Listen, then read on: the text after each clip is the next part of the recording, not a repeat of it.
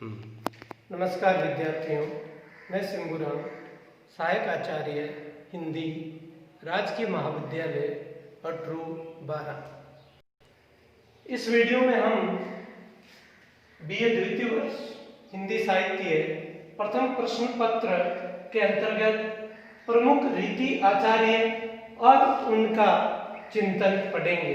प्रमुख रीति आचार्य कवियों में केशवदास, चिंतामणि, मतीराम, भूषण, देव, पद्माकर आदि कवियों के बारे में, उनका आचार्यत्व व कवित्व के बारे में अध्ययन करेंगे।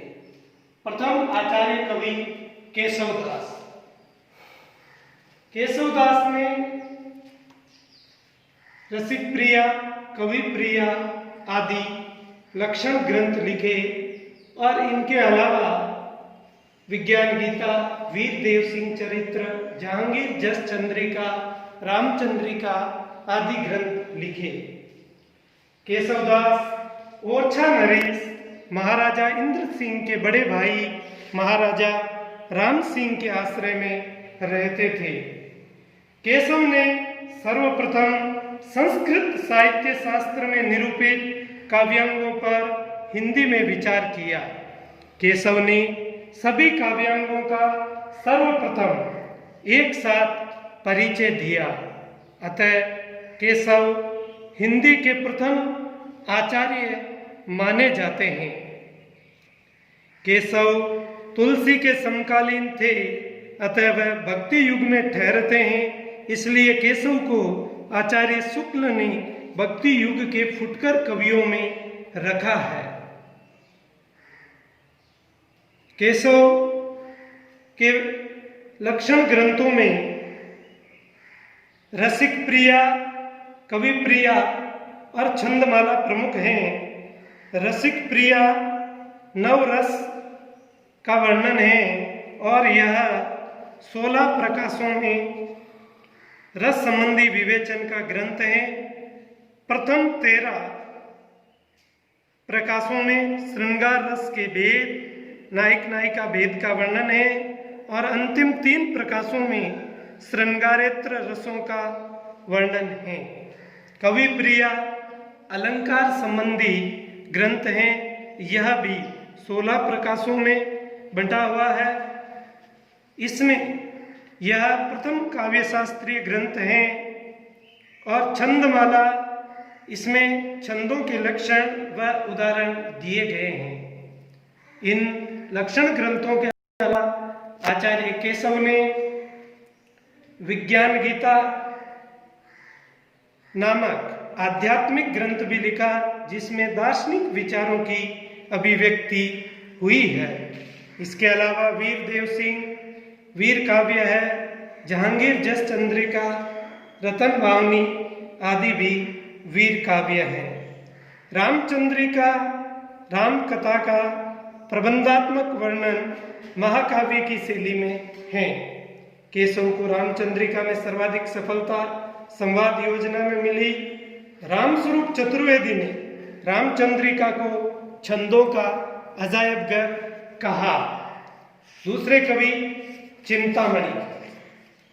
चिंतामणि आचार्य रामचंद्र शुक्ल के अनुसार रीतिकाल के प्रवर्तक चिंतामणि को माना है और चिंतामणि के बाद रीतिकाल ग्रंथों की अविच्छिन्न परंपरा चल पड़ने के कारण उन्हें रीति मार्ग के प्रवर्तन का श्रेय मिलना एक संयोग मात्र है। इन्होंने कविकुल, कल्पतरु और पिंगल नामक 2 रीति ग्रंथों की रचना की। मतीराम ने रसराज, ललित ललाम, अलंकार पंचाशिका आदि लक्षण ग्रंथों की रचना की। रसराज श्रृंगार रस, नायक नायिका भेद संबंधी ग्रंथ हैं और ललित ललाम में अलंकार निरूपण हुआ है। इसके साथ ही इन्होंने फूलमंजरी, सतसई है वह बिहारी सतसई के ढंग पर लिखी गई रचना है। भूषण को चित्रकूट के राजा रुद्र सिंह सोलंकी ने भूषण की उपाधि से सम्मानित किया था। रीति काल में श्रृंगारिक उदाहरण देने की प्रवृत्ति का तिरस्कार कर केवल वीर रस राज प्रशस्तियों को उदाहरण स्वरूप प्रस्तुत करने वाले आचार्यों में भूषण का नाम सबसे पहले लिया जाता है। इस प्रकार भूषण रीति काल के वीर रस के प्रसिद्ध कवि हुए हैं। भूषण ने शिवराज भूषण नामक एक अलंकार ग्रंथ लिखा। इसकी रचना 1673 ईस्वी में हुई और शिवाजी के आश्रय में लिखा। शिवराज भूषण में कुल 105 अलंकारों का निरूपण किया गया है। इसके अलावा इन्होंने शिवा भावनी और छत्रसाल दशक नामक वीर रस प्रदान काव्य भी लिखे हैं। देवदत्त, जिनका पूरा नाम देवदत्त द्विवेदी था, यह सर्वाधिक आश्रयदाताओं में रहे क्योंकि इन्हें कोई अच्छा आश्रयदाता नहीं मिला। देव ने भाव विलास, शब्द रसायन आदि लक्षण ग्रंथ लिखे। भाव विलास, इसमें रस भेद, विशेषतः श्रृंगार रस, नायक नायिका भेद का वर्णन है। और शब्द रसायन में नवरस, अलंकार, गुण, दोष, रीति, छंद आदि का विवेचन किया है। इसके साथ ही देव माया प्रपंच नामक नाटक भी लिखा है। देव चरित्र कृष्ण जीवन संबंधी प्रबंध काव्य हैं और देव शतक, इसमें अध्यात्म संबंधी ग्रंथ हैं जिसमें ब्रह्म तत्व व प्रेम की महत्ता का वर्णन है। इसके साथ ही देव ने अष्टयाम में दिन के 8 पैरों के बीच होने वाली नायक नायिका के विविध विलासों का वर्णन किया है। इसमें सामंती दिनचर्या का वर्णन है। अगले कवि पद्माकर, इन्होंने पद्माभरण व जगत विनोद नामक 2 रीति ग्रंथों की रचना की। पद्माभरण अलंकार निरूपण का ग्रंथ है और जगत विनोद नवरस निरूपण और नायिका नायिका भेद संबंधी ग्रंथ हैं। इसके अलावा इन्होंने हिम्मत बहादुर बिरदावली और प्रताप सिंह बिरदावली नामक वीर रस पूर्ण रचनाएं भी लिखी।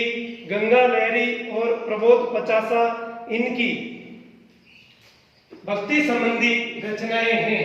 एक बार उन्हें देख लेते हैं।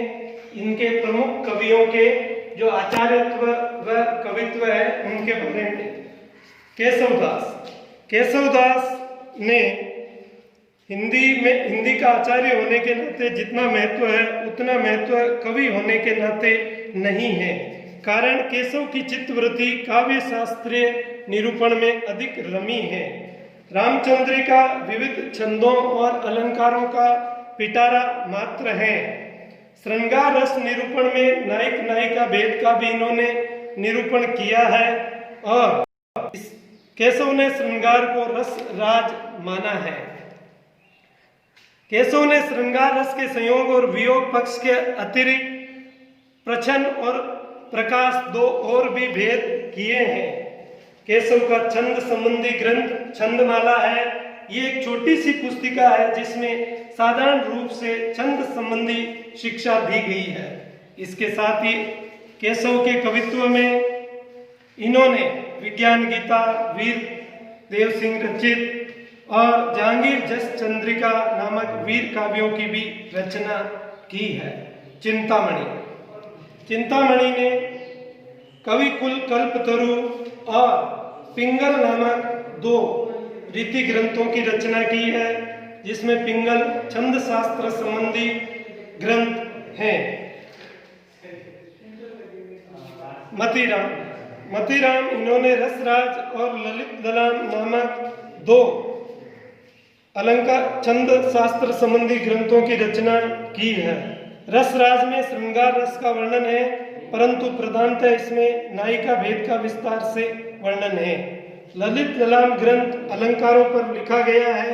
अलंकारों के लक्षण दोहों में दिए गए हैं और उदाहरण कवित्व और सवैयों में दिए गए हैं। इसके साथ ही सतसई, बिहारी सतसई की परंपरा में इन्होंने एक सतसई की भी रचना की। अगले कवि भूषण ने शिवराज नामक एक रीति ग्रंथ लिखा है। यह ग्रंथ अलंकार प्रधान है। नामक ग्रंथ में इन्होंने अलंकारों के लक्षण देकर उदाहरण में शिवाजी और उनकी वीरता और यश पर कवित्व और सवैये लिखे हैं।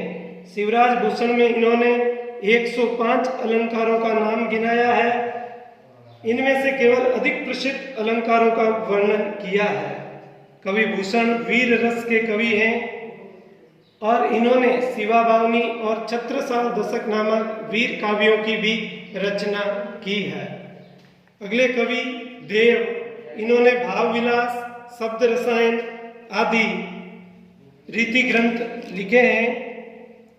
शब्द शक्ति विवेचन के प्रकरण में इन्होंने तात्पर्य नाम की शक्ति की कल्पना की जो असंगत हैं। काव्य शास्त्रीय ग्रंथों के अध्ययन के आधार पर कहा जा सकता है कि इन्होंने काव्य के सभी अंगों का वर्णन विविध ग्रंथों में किया है। कवित्व के रूप में इन्होंने देव माया प्रपंच नाटक, देव शतक, देव चरित और अष्टयाम आदि रचनाएं लिखी हैं।